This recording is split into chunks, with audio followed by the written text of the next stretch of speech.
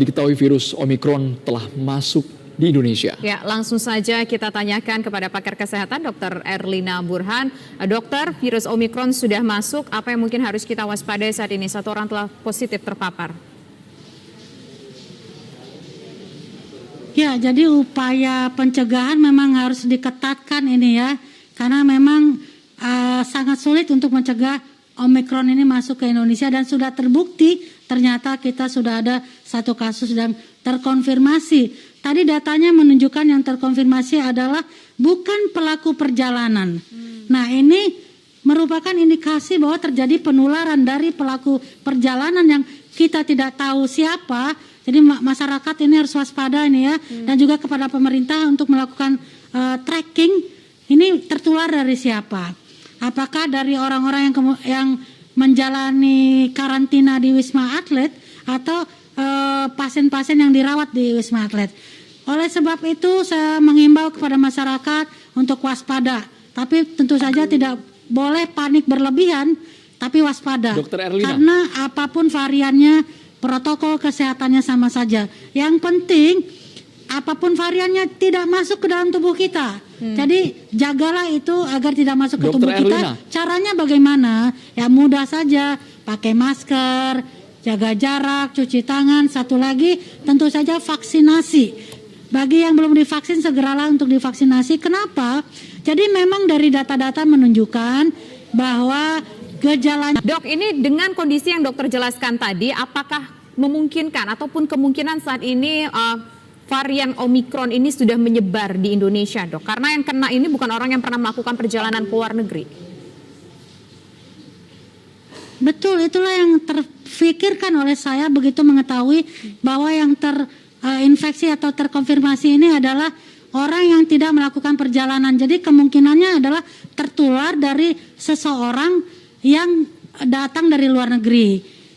Ya, jadi saya minta kepada pemerintah agar melakukan tracking dan tracing ini siapa sumber penularannya, dan diperiksa juga semua yang berinteraksi dengan sumber penularan tersebut supaya kita bisa melakukan segera isolasi yang terpusat agar tidak menyebar ke masyarakat. Dr. Erlina, Demikian. kami ingin tahu bagaimana karakteristik dari Omikron ini dibandingkan dengan varian yang ada. Yang pertama yang patut kita waspadai karakteristiknya adalah mudah menular. Dikatakan 15 kali lebih menular dibandingkan Delta. Ini terbukti dengan tidak sampai dilaporkan dari Israel, Jepang, dan Korea Selatan. Orang-orang yang sudah divaksin terkonfirmasi positif Omikron tapi tidak ada gejala. Jadi yang belum divaksin segeralah untuk menjalani vaksinasi. Ya. Dok, artinya bisa dikatakan meskipun begitu cepat 15 kali lipat lebih cepat menular dari... Iya, betul sekali bahwa dari PCR positif kemudian isolatnya diperiksa dengan whole genome sequencing butuh 2-3 hari. Nah, kalau kita ingin melihat dari gejala pertama, Omikron ini katanya flu, mirip-mirip flu, ringan-ringan saja, sakit kepala, badan nggak enak, rasa-rasa letih begitu ya. Sementara kalau kita tahu dengan varian lain seperti Alpha, Beta, dan Delta itu ada selain juga sakit kepala ada batuk, ya batuk kering yang berkepanjangan dan juga disertai sesak. Ditambah lagi ada anosmia atau agesia. Dok, bisa dikatakan nggak bahwa... Anosmia itu adalah gangguan indera penciuman.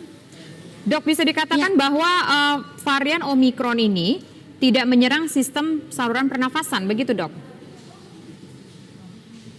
Oh, itu salah juga.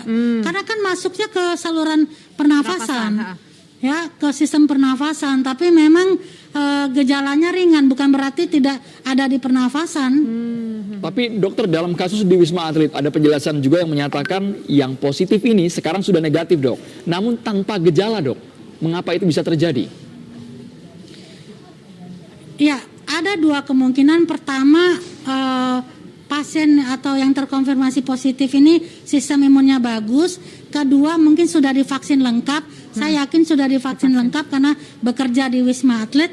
Dan selanjutnya juga adalah faktor karakteristik dari virusnya yang ringan-ringan saja. Dan biasanya dari laporan dari negara Afrika Selatan dikatakan kalaupun perlu perawatan, durasinya itu cukup pendek, Baik. hanya 2,8 hari rata-rata dibandingkan Delta yang lebih dari 10 hari. Jadi memang cepat sekali recovery-nya. Oke. Tapi ini bukan berarti ringan, cepat recovery, ya kita kemudian menjadi abai, tidak boleh. Oke, Nggak baik. enak untuk jadi sakit itu. Betul, Lebih baik dokter. kita sehat. Baik. Terima kasih Dr. Erlina Burhan atas waktunya bersama kami di program Kabar Petang. Selamat petang, Dok.